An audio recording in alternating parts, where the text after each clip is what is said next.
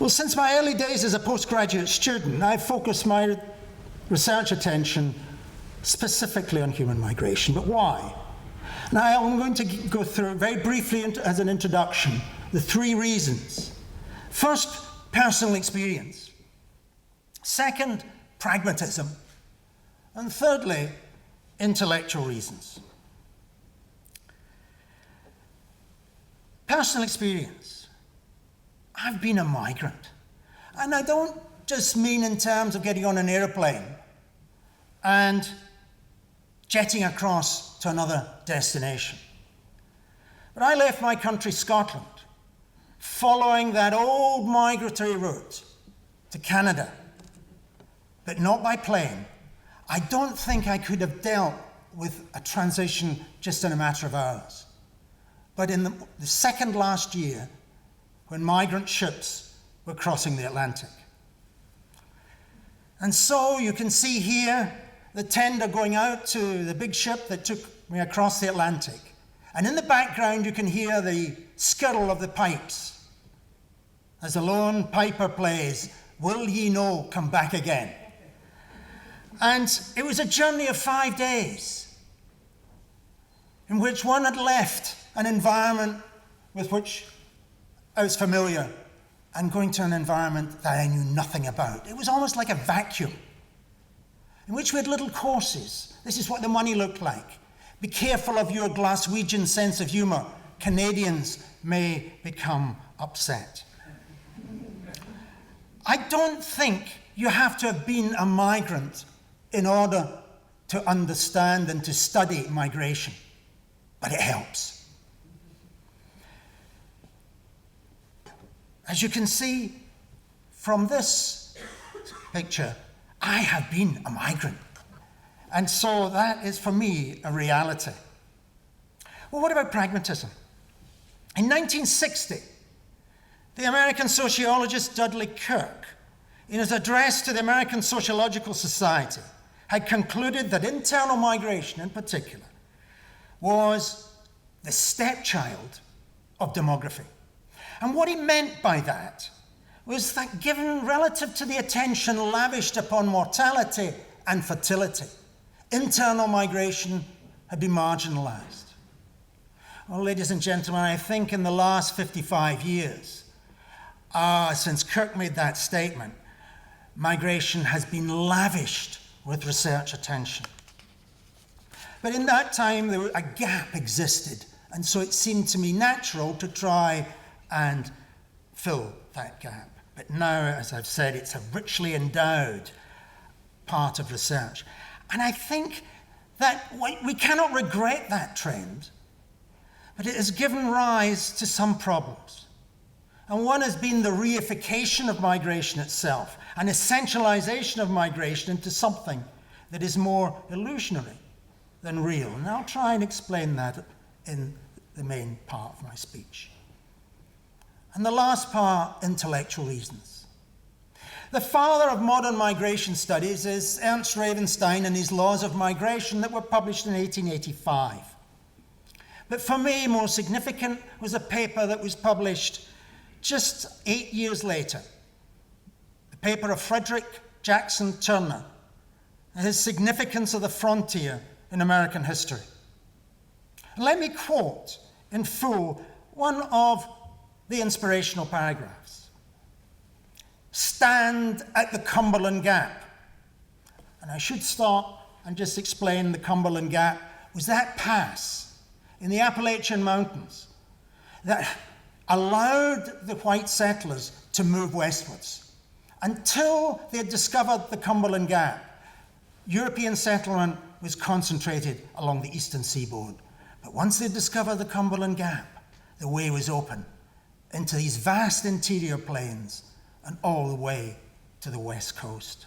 So stand at the Cumberland Gap and watch the procession of civilization marching single file.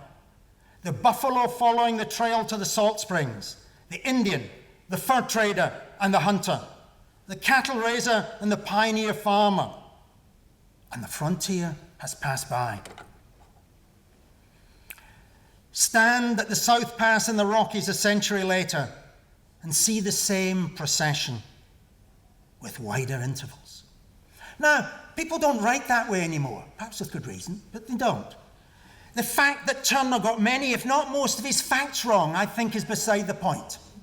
He didn't really know what to do with the railways. But what was important was the idea that economic systems move through time and across space, and were associated with shifting systems of population movement. And that idea has stuck with me. And I think this is still relevant to our work today. If we do not understand the spatial and temporal context of migration, we are not going to be able to understand fully what is going on. The idea of the frontier gives us context. It brings things together. Now, while simple unilinear models have largely been left behind in recent work on migration, and often for good reason, it was refreshing to see in a recent and massive book a superb example of German scholarship by Jürgen Oesterhamel, The Transformation of the World, A Global History of the 19th Century, published just last year.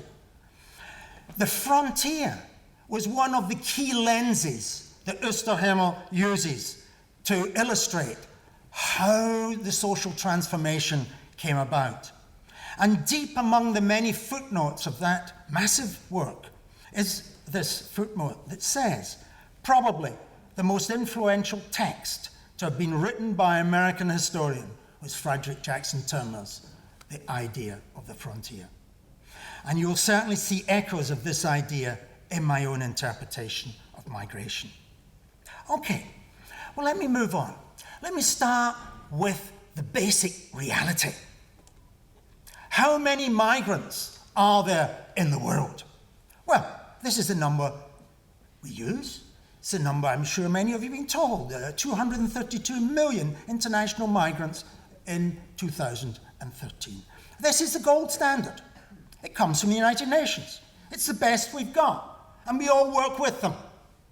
Of people resident in a country, those defined as those who are not born in that country, but who have lived there for 12 months or more. In fact, this figure, 232 million, it doesn't bear any relationship at all to those who may or may not have lived in a country for 12 months or more. We don't know. It's just compiled from the census records of the time. And a significant proportion of that 232 million will be relatively short-term migrants. We may also have missed many short-term migrants, but nevertheless, this figure includes an unknown number who are short-term movers. Now, is this unimportant? Or is it important? I had a recent debate with people in the UN, and their take was, well, this isn't important. Well, I think it becomes somewhat problematic. And I hope to show in this talk how important short-term mobility is becoming in the global migration system. Even more problematic is when we add to this number the famous 740 million internal migrants in 2010, a figure that was produced by the United Nations Development Programme. Now, I have many sympathies with this figure, but what does it mean? It means only longer distance movements. But what about little countries like Tuvalu, or the Bahamas, or so on? How is there no internal migration there? This really means long-distance interprovincial migration in China or interstate migration in India. But then if we take those two countries alone and change the definition by which we use to define internal migrants, I can come up with somewhere between 400 and 500 million for those two countries alone. One of the recurrent difficulties with the concept of migration is that we assume that it is a movement from A to B, and that's it. What I shall try to indicate that it is much more complex, and that return and onward movements have become extremely important and an integral part of movement in the 21st century. And unless we can somehow capture the complexity of the flows in the global system of migration, we are in great danger of distorting the reality and creating an illusion, a weak basis on which to formulate policy. Now, migration is first and foremost a demographic variable, but one about which we can make relatively few generalizations compared with the other two variables of fertility and mortality. Now let us start with the most basic of trends and what we think we know. And here, I'm sure almost every single one of you will have seen this. This is Population Studies 101. Normally done in high school, and we keep repeating it. The demographic transition, the transition of societies from high fertility and mortality to low fertility and mortality. And at the same time, there is another revolutionary change in where we live associated with urbanization. So this is the basic model. But let's not be fooled. There are various pathways through this transition. But it's a macro level approach, and migration is not part of the equation. So the question that intrigues many of us is whether systematic variations in migration exist along this demographic transition. Now, a significant innovation was brought about by a colleague of mine at the United Nations at ESCAP in the early 1980s, Bob Hannenberg, and he used small area data to plot fertility decline. Now, what I'm trying to show here is that here we've got, let's call it period A and period B. And you can see these areas of white, the lighter areas here, is low fertility. In the second period, this area of low fertility diffuses. So in other words, this is almost a fertility frontier. And the question then is, can we plot out a migration in a similar way? Can we associate changes in the forms and composition of migration in terms of long distance and short distance, internal and international, which varies systematically across space and through time? I would contend that you can to some extent, because one of the few generalizations we can make about migration, one of the very few, is that most migrants are young adults. And so, to some extent, the number of migrants in any population must be a function of the number of young adults in that population. And you will see this fairly clearly in a table I will show you later on. Wilbur Zielinski, in his famous 1971 paper, Hypothesis of the Mobility Transition, was among the first to examine this relationship. My own early approaches only looked at mapping out systematic changes in the spatial pattern of movement itself, arguing that over time, these spatial patterns of movement evolve in particular ways, conditioned by the urban hierarchy. And it was later that, once I'd established that I tried to link it with other developmental variables to produce what I called migration and development regions. And here is my macro-level model of migration and development regions, which appeared in that 1990 book. And I'll come on to ideas for updating shortly. Now, what I was trying to do here was to understand transnational systems of migration at the global level. Each of these regions, and there are 5 of the regions here, there are 5 regions, but I'm only going to look at 2 of them because I'm going to collapse what I call the old core and the new core together. These represent different pathways, but I'm going to collapse them together. And so I'll give you the characteristics of the core areas, the core extensions, the labor frontier, and the resource niche. And I think we can identify particular forms or combinations of mobility in each of these main regions. The core regions are characterized by declining internal migration and mainly intra and inter-urban movements. International migration is highly variable, often amongst core countries themselves, but is being overtaken by high levels of shorter-term mobility. Now, I'm going to take that one region and look at it in more detail in a few minutes. And I'll try and provide the data to substantiate what I'm saying. We're looking at the next region, what are the expanding cores? These are characterized by rapid urbanization with pronounced rural to urban movements and urban to urban movements up the urban hierarchy. Much international migration from the labor frontier exists to the expanding core areas.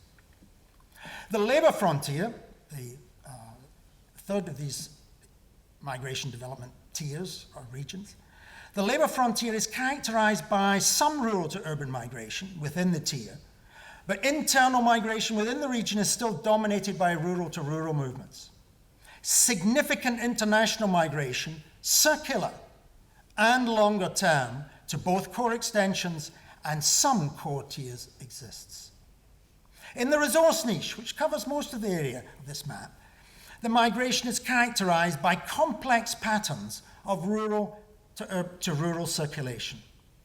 However, resistance to incorporation into the labor frontier exists, either through direct confrontation or by retreat. And I argue that it's in this region that we are likely to find large numbers of forcibly and displaced populations. So the mix of different types of migration, internal and international, across these four migration development regions can be presented in a tabular form. And quite clearly, I've focused mostly here along the basic demography. Here's your resource niche, high fertility, high mortality. Your labor frontier, still high fertility, but declining mortality. Rapidly expanding populations, expanding core areas, declining fertility, low mortality, and expanding labor force. And then here, core areas, low fertility, low mortality, aging, declining labor force. We can look also at an urban transition. We can look at a transition in economic activities. Quite clearly here it's primarily agriculture, primary. Here it's primary. Then we're moving into secondary. But from work that we did in Korea, you can divide secondary up into types of urban activities. So there are different labor markets, different labor demands, and that conditions the types of migration you're likely to see. And here, of course, is the tertiary sector. Now, basic political systems have argued that there's also a transition in political system. And I would argue that, by and large, in our discussions of migration and development, the political dimension has been ignored. And this is the area in which our understandings are weak. Here we've got an education transition from low levels to high levels of tertiary education, and so on. And at the bottom, we have a gender transition. Here in the resource niche, you've got clear gender relations, as you would find in Papua New Guinea, when women cannot do what men can do, and vice versa, to our society in core areas where women can take their place on the battlefield with male soldiers. Now, I'm not naive enough to think that these transitions are going to follow each other exactly. But there are parallels. We can lay them on top of each other, and that's what I've tried to do to generate these migration development regions. Now, there are some illusions with this map. The impression is given that the region identified are uniform, undifferentiated regions. The reality is very different. In the core regions, the key urban hierarchy and the networks of movements among the cities of the hierarchy really need to be identified, and I haven't done so. And that would be a next phase along the road. For example, we know that urban centres are the principal destinations, not just for internal migration, but for international migration. Migration is not simply to the United Kingdom. It's primarily to London and the secondary cities. Of course, we have people collecting cabbages and so on in the rural sector, but in terms of the total number of migrants to the United Kingdom, that's a very small proportion. Equally, the areas of origin, I would argue, are highly concentrated. In other words, it's not a movement from China to the United States. It's movements from very specific parts of China to very specific parts of the United States. And this really remains the elephant in the room in international migration studies. How do we identify those specific origin-destination flows? And a lot remains to be done in that area. The impression is given in the map that the boundaries between the tiers is a nice simple line. It's not. Outliers will exist, and parts of the outer tier will survive within the core tier. And I'll say a little bit about that in a few minutes. And thirdly, the impression might be given that the advance of the various tier frontiers is laid out in stone. Again, it is not. At times, the tiers will retreat or stabilize. However, over the long term, not only are we dead, but in a clear echo of Turner's frontier, the core tier expands outwards and the resource niche retreats as increasing parts of it are absorbed first into the labour frontier and then, in an ideal endpoint, into expanding core areas. All right, what about current realities? The original map was sketched to represent the world around 1990, as just before the Berlin Wall came down and the Soviet Union disintegrated. About a year ago, Heinde Haas, my colleague here at Maastricht, invited me to update the map for a meeting in Oxford in September last year. Now, I'm not going to use the map that I came up with, as it's still really very confusing. It confuses me more than anyone else. It's very much a work in progress. And I'm not entirely convinced that the exercise is a useful one at this stage until we manage to deal with the visualization of urban hierarchies. But nevertheless, I retain a little bit of faith in my map. It can be used as a heuristic device to identify critical points of change in the global system of migration. And here you'll see some areas circled in red. Let me just identify a few of these points. The first is that the core tier of North America, Canada, the United States, expands southwards to incorporate Mexico. What we've seen in the last 10 years, and it's not just due to the financial crisis, is the reduction in net migration in Mexico from being negative to being more or less balanced. Something very interesting is going on in Mexico. It's going through a demographic transition, labor force growth is slowing, and its own economy is developing rapidly. And so we're beginning to see that stabilization. And Mexico is no longer simply a source. It's now become a destination from areas further south. And just as we've seen transitioned in Europe, we're seeing one here in Mexico. I also argue that the European core area expands southwards into North Africa and eastwards into Turkey, and also the Ukraine. Although in the Ukraine, it's maybe not quite as much, it's a bit slower there than in Turkey. We've seen again the transition in net migration from net emigration towards greater immigration. It began initially, of course, in the countries of Western Europe, then into the countries of Southern Europe, and now we're seeing it move into these new areas on the periphery of the core areas. So the cores are expanding this expansion in core areas in these parts of the world. I also argue that new expanding cores are beginning to emerge in parts of the periphery.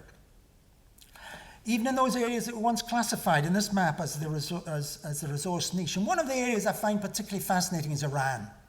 Very low fertility, slow rate of growth in labor force, and beginning to import labor, perhaps in the form of refugees, but there's something very interesting going on here and beginning to suck in labor. I'd also argue that we're seeing nuclei of core areas emerging in Northeast Africa and along the west coast of Africa. Northeast Africa, in Ethiopia, and along the west coast of Africa. And we've got continued western expansion of the core on labor frontiers in China. Coastal China, not in 1990 when the map was drawn, but now is labor deficit. The labor-intensive industries have moved further into China and some offshore. So there's a lot of Western movements going on relative in this map from here westwards into inland China. Now the map deals principally with so-called voluntary flows. Now I have to be careful here because I know that we have a world expert, Khalid Kosa, on forced migration and refugees, because I'm often asked where forced migration fits into this schema. I hypothesize, as I hinted a few minutes ago, that this occurs most where the labour frontier is impinging upon the resource niche and incorporating peoples who feel their very survival is under threat. And I'll briefly return to that theme in a few minutes. So, the core tier. What I've been trying to say here is that within the core tier, I don't have time to look at all tiers in this brief talk, but I just want to focus on the core tier. The transitions to lower migration and higher mobility. Can that really be true? Well, first of all, I want to look at declining internal migration in core countries, and then I want to look at the emerging high mobility. But in terms of international migration, I want to see a stabilization in international migration and rising mobility. Now, what kind of empirical basis do I have to make these claims? Because I hope that I have the empirical basis to justify all of these regions, but I'm only going to focus on the core region at present. Now, lots of numbers. This one's just to prove that I do deal with population issues, lots of numbers to baffle you, but please just focus on these areas here, these two columns. These are the numbers of internal migrants in Japan. These are local, this column's local, short distance movement. These are longer distance movements. And you can see from 1970 to 2010, an almost a collapse in internal migration. From 4 million per annum in 1970 to 2.7 million in 2010 for the local moves, and for the longer distance move from 4.2 million to 2.3 million. The proportion of urban is growing, and it's of course associated with the decline in the population most at risk of moving. The population 20 to 34 is it's a fair guess. And you can see how it's going in the future if we can believe the projections. From 22 million in 2010 to 8.5 million by 2025. Numbers of migrants are going to continue to decline, driven by its demography. Interestingly, well, let me just show you here, these are the changing age profiles of Japan, and you can see by 2050, this is the profile of Japan. It's what demographers like to call the coffin shape of a dying population. These areas in dark here on the map are areas of severe depopulation. In other words, there's nobody left to migrate in these areas. So the interesting question is whether you would substitute international migration for internal migration. But just, if we look at Korea, and I'm not going to show you the Korean figures, Korea is about 20 years after Japan, but you see exactly the same pattern evolving, except, as I say, about 20 years later. Now, at the present day, the largest migration in the world is supposedly, to believe the figures and believe interpretations, happening in China. But these are the demographic profiles for China from 2000 to 2050, and you can see the sharp decline in fertility. So I would assume that what we've seen in Japan, come 2025 and the restrictions on the constrictions in the age cohorts, we are going to see declines in internal mobility in China. So will China be next? Now, but the interesting thing about Japan is that the numbers of international migrants has not increased. The Japanese are doing something very interesting. Declining labor force and very little international migration. In fact, it's actually gone down slightly over the last 5 years. But I'm emphasizing that demography as a driver. Demography is not all of the picture. Here is annual domestic migration rates for the United States. And we've seen a long-term secular decline in internal migration within the United States. This is not so easy to explain in terms of demography. There's much more going on here. Probably because of the increasing urbanization and decreasing differences between urban places, home ownership, changing nature of labor markets, to which I made a reference a few minutes ago, and so on, all need to be brought into the equation. Now, At the same time as this decline in internal migration has been taking place, we've seen rises in short-term mobility. And here comes to one of my, as a population specialist, people ask, what's the population of London? What's the population of Hong Kong? And it always confuses me. How long is a piece of string? And here you have one of the facts that many people don't seem to appreciate, the difference in daytime and nighttime between weekday and weekend populations in the developing world, dry season and wet season populations. Here you've got some estimates of differences between daytime and nighttime populations. New York, a metropolitan area, over 500,000 difference. But Manhattan doubles its population between daytime and nighttime, if we're just looking at Manhattan Island. London, central parts of London, the difference between 7.9 million and 9.3 million, and Tokyo between 13.2 and 15.6. Huge daily flows. And of course, these are only part of these short-term movers, as I hope to show in a few minutes. It's obvious, but it's that in some ways, short-term mobility is substituting for internal migration. Now, I want to turn to look at international migration to the core countries. And I've been a little naughty here. Well, it makes it a lot easier to see. I had, originally in this table, I had Australia, Canada, and the United States. But there were so many numbers eventually in the table that I decided only to focus on the United States. It's the most dramatic example. But there are, what I'm describing for the United States is exactly what's going on in Canada and Australia, with differences. As Mark Twain said, they rhyme. It's not exactly the same. They rhyme, but they're parallels rather than exact replicate the pattern. But the basic point is taken. This is the permanent immigration program to the United States, the largest in the world, legal migrants. And since really the mid-1990s, it's been running around with some fluctuations at around about 1 million people per annum.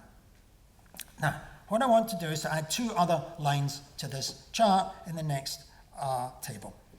And here we have the numbers you've just seen. This is these at the top. That's your permanent immigrants. Down here, temporary worker and their family admissions. 1.5 million in 2001, over 3 million in 2012. Students and families, 742,000, 1.7 million in 2012. This is where the action is, in non-permanent migration. As Bob Birrell, a wise old bird in Australia, told me 2 decades ago, he said, look, Ron, he said, if you want to study international migration, don't look at the immigration statistics, because the action is in the non-permanent movers. Now you may say, well, of course, temporary workers and their families, agricultural workers. Well, in this 3 million, let me just give you the breakdown, just be boring, a little bit of time, just be boring. 6% of that number were agricultural workers. On the other hand, 15.5% were H-1B admissions. In other words, high-tech people, primarily Indians and Chinese, high-tech. 23.5% were intra-company transferees and their families. 24% were NAFTA professionals and close family members. And 12.7% were treaty traders, investors and their spouses and children. That is, the vast majority of these people are skilled migrants, their spouses and children. If we look at a city like Hong Kong, we see remarkably similar. We see a churning in its population. Huge amount of churning. Skilled people come in, skilled go out. Within 10 years, the numbers coming in and out are about 250,000 each way in Hong Kong from the latest census data.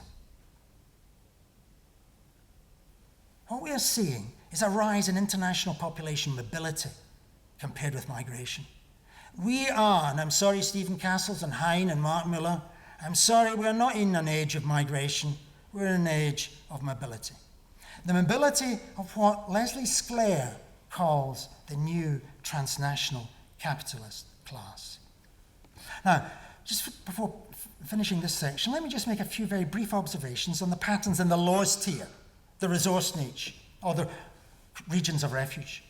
Here we find mobility of a very different sort. Circular migration of groups that are initially incorporated into the labour frontier as short-term workers. However, we also find movements to avoid being incorporated into the state. These movements may result in confrontation and violence, or may simply be a means of escape from powerful outside powers. Part of what James Scott calls the art of not being governed. This tier is constantly under assault and is in retreat, becoming smaller over time. However, it must be pointed out that pockets of this resource niche survive after incorporation.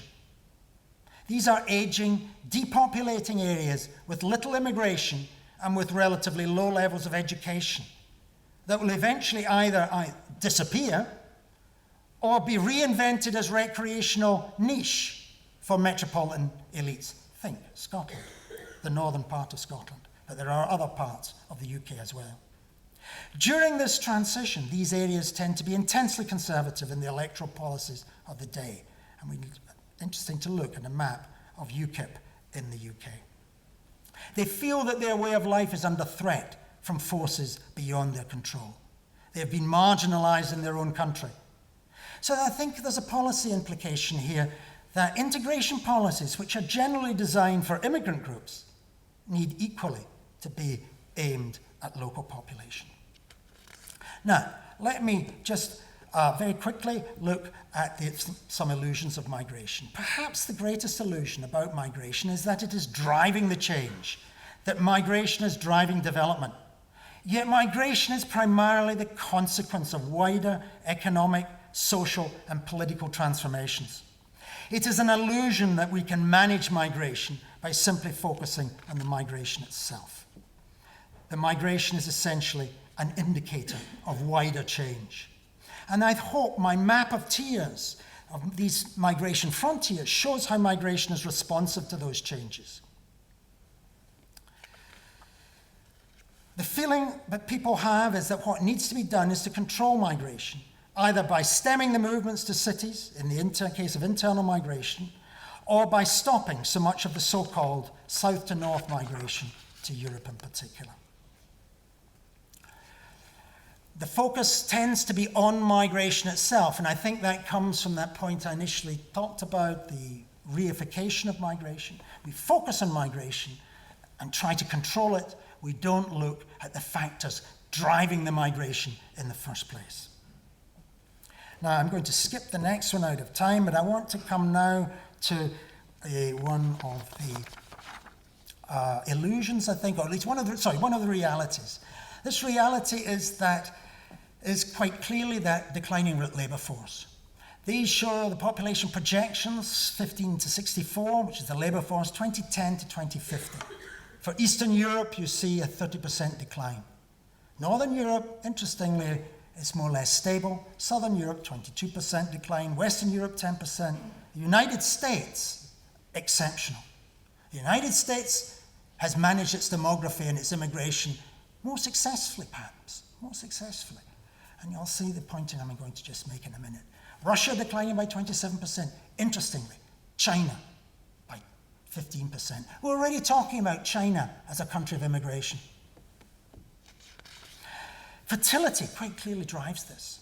Migration is not going to replace cohorts lost to fertility decline.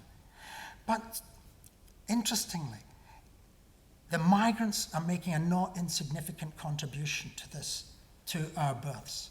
In the UK, 26% of births in 2013 were to foreign-born mothers. In London, it was 57%. And that has increased from 19% in 2004. In other words, to some extent, we are offshoring or bringing onshore our reproductive capacity. We're not likely to see fertility rise significantly amongst local populations because of that gender transition. We're going to be dependent upon migrants for our future growth. What I also hope this dynamic system of moving migration tiers has shown that any simple division between North and South is largely illusory. any meaningful distinction between the two becomes largely meaningless because of the constant shifting boundaries. The South is becoming the North, and to think of Singapore or Malaysia as part of the South, I think we really need to be looking at our indicators. Okay, it's coming to 1:15, and I want to shift gears a little bit. And move from these grand generalizations and to come to some acknowledgements. Oh, sorry, yeah, let me this cartoon. Excuse me, I've skipped a little bit. Seeing it's there, we don't always have to think about numbers of people. And the Japanese, in some ways, are automating better than anyone else. Better, is that the right word? By more than anyone else. But of course, can we automate everything? And here, from a cartoon of a recent economist, we have a robot looking after Junior with his ice cream, and we have another robot over here feeding Granny. Now, of course, this is a bit far-fetched, but when we look at the Japanese situation, you can see why they are automating. They are substituting capital for labor. Okay, let me move on further to the acknowledgements. I've only been to one of these inaugurals at Maastricht before, and that was Hein de Haas's, and he stressed the acknowledgements, and I think it's very important. And it's important for 2 points of view. The first is generic, and the second is specific to this lecture. The first that is generic is that the person giving the lecture is not alone. That person reflects the ideas of all who have influenced him or her in reaching this position. I've mentioned many already in this talk. People like Turner, Zielinski, Leslie Sclair, Hein, Kali Koser on forced migration, and so on. However, many others have played their part and need to be recognized. Second, I can use the acknowledgements to provide an insight into migration at the personal level. In other words, to introduce some of the noise that is lost in the signal of the macro-level structural models such as the one I've presented. Perhaps 2 themes emerge at this messy level: serendipity and curiosity. Interestingly, in all the questionnaires I have seen asking for the reasons for migrating, I don't think I've ever remember a single questionnaire having either curiosity or serendipity amongst the questions. It's almost as if we're gone back to medieval times when curiositas was a sin. It seems to be a sin in social science. We cannot look at serendipity or curiosity. Now, if we remember the folk wisdom of that great American New York Yankees baseball player, Yogi Berra, who among his many sayings, when you come to a fork in the road, take it. Now, I want to acknowledge just a few of the people who have helped me take the many forks in the road on my way towards this present position. But before I do so, I want to acknowledge, and this is for me a very sad acknowledgement, my colleague Graham Hugo, who died just a matter of a few weeks ago. And over the last 38 years, we've interacted on precisely the areas that I've been discussing. We've met many, many times. We sat down over a few beers and discussed them. I'm sure Graham would not agree with everything that I've said, but my interpretations have been greatly enriched through the regular interactions with him. Such is the nature of scientific discourse, and I'm going to miss him very much. Now let me go on to the forks in the road. And I want to start with 2 people at the University of Toronto who used to be at the University of Toronto. The first one is Mrs. Zira Alpar, the graduate secretary. When I first went to Canada, I had no intention of going to Toronto. I wanted to go to the University of British Columbia, or Simon Fraser, or Alberta, somewhere close to the mountains. But I got formulaic replies from those universities. from the University of Toronto. I got a warm, wonderful, welcoming letter, and I thought, gosh, I don't know anyone in Canada. That's where I'll go. And so it turned out that she looked after all the postgraduate students. She was a surrogate mother. When we were down, when we were writing our thesis, Mrs. Alpar raised us up. And it was very interesting that for the 50th anniversary celebrations at the Department of Geography, University of Toronto, almost every person who wrote in had something to say about remembering Mrs. Alpar first and foremost. Now, I also think Mrs. Alpar is something generic, because in every university that I've known, there's always been a Mrs. Alpar equivalent. You know who you are. Claire Rogers at the University of Sussex, Eveline Indebreck and Susan Rogan at Maastricht. You know who you are. You are the unsung heroines of the tertiary sector, believe you me. My second acknowledgement is in many ways another generic type, your supervisor. Now, love your supervisor or hate him. He gets in your head, or more to the point, you have to get into his or her head. In my case, it was Professor Jock Galloway.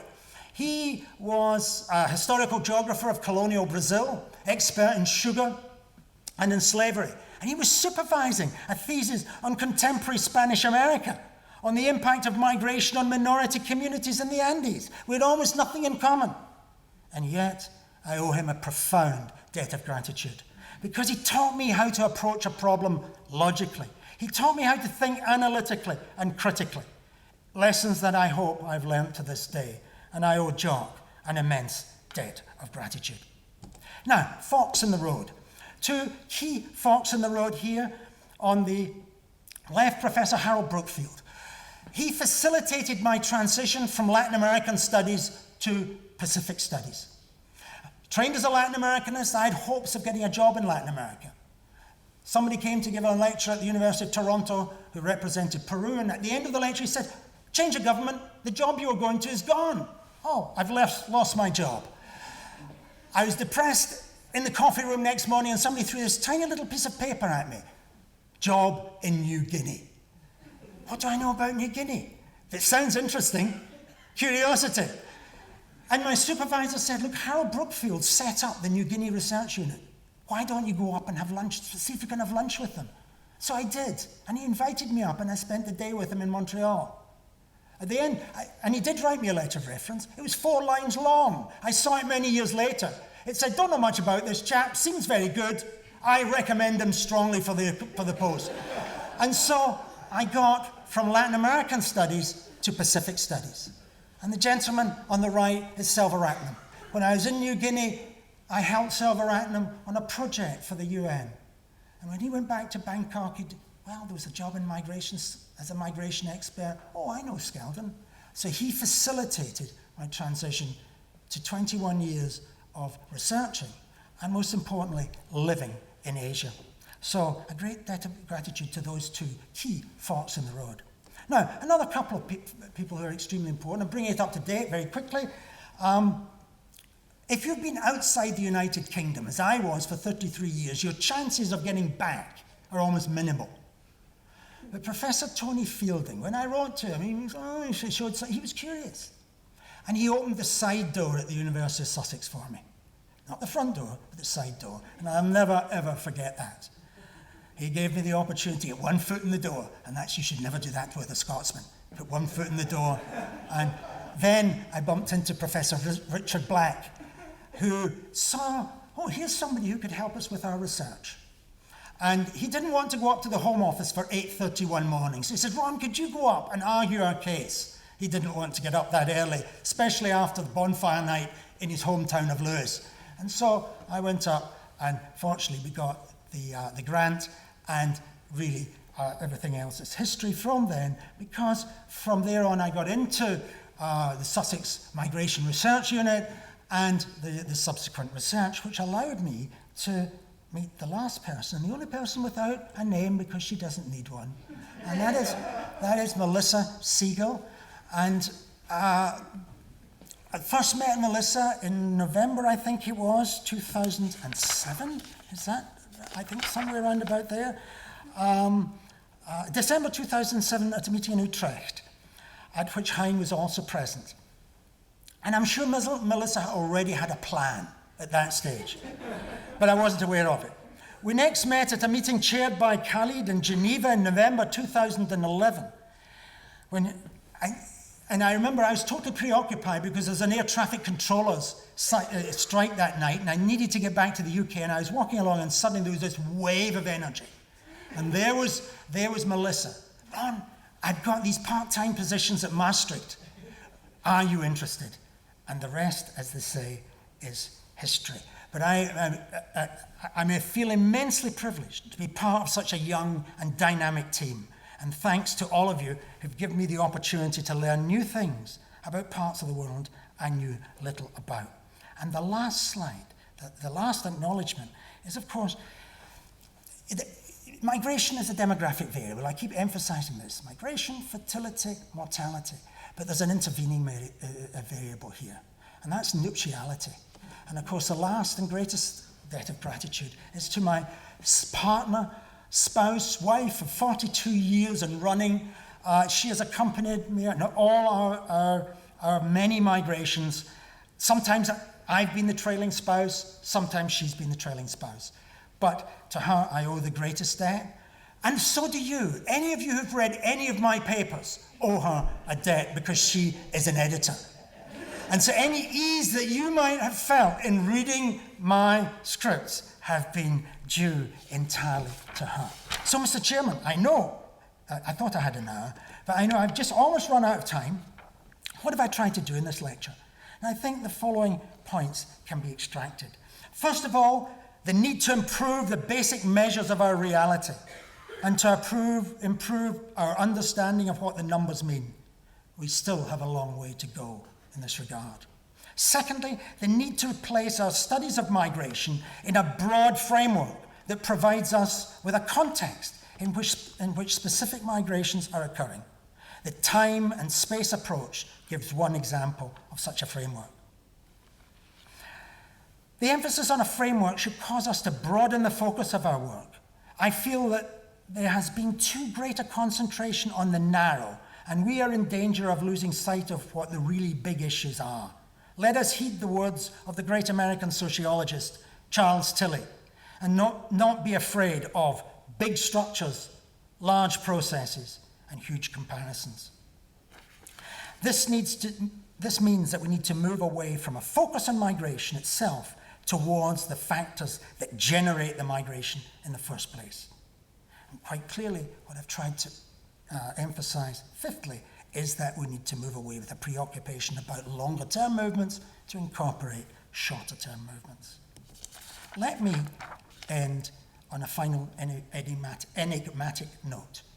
Although the realities about migration in terms of the numbers might be illusory more than anything else, we need to avoid the illusions about migration becoming the reality. So, dank u wel voor het luisteren. Ik hoop dat u het leuk vond.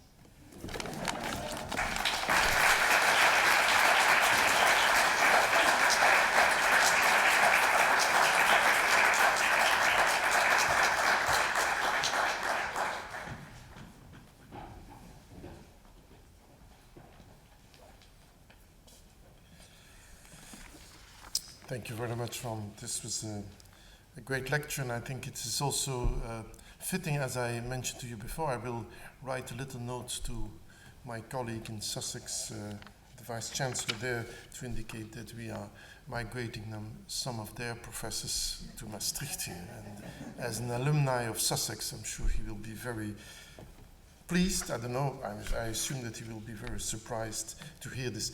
By the way, we tried to do this once because I had a predecessor here where we did this also, and this was Chris Freeman, whom we also appointed here as professor, but unfortunately I never could convince him to give his inaugural lecture. And so thank you for doing so, and thank you also for highlighting the whole issue about the geographical dimensions of migration, which I think is very much needed, and the way you put it forward in terms of the importance of urbanization as part of migration, and the way, of course, we ourselves in terms, and I'm sure Melissa too, in terms of experiences with migration, being part of this new transnational capitalist class is certainly an element we should also reflect on. Let me congratulate, of course, first and foremost, the Dean of the School of Governance with this new professorship. Let me also look forward to the further work on migration as it is blossoming across different faculties, the Faculty of Law, Faculty of Arts and Social Studies, and of course within the framework of ITEM and Maximite. I very much look forward to further research on migration at this university here on the border of different European countries.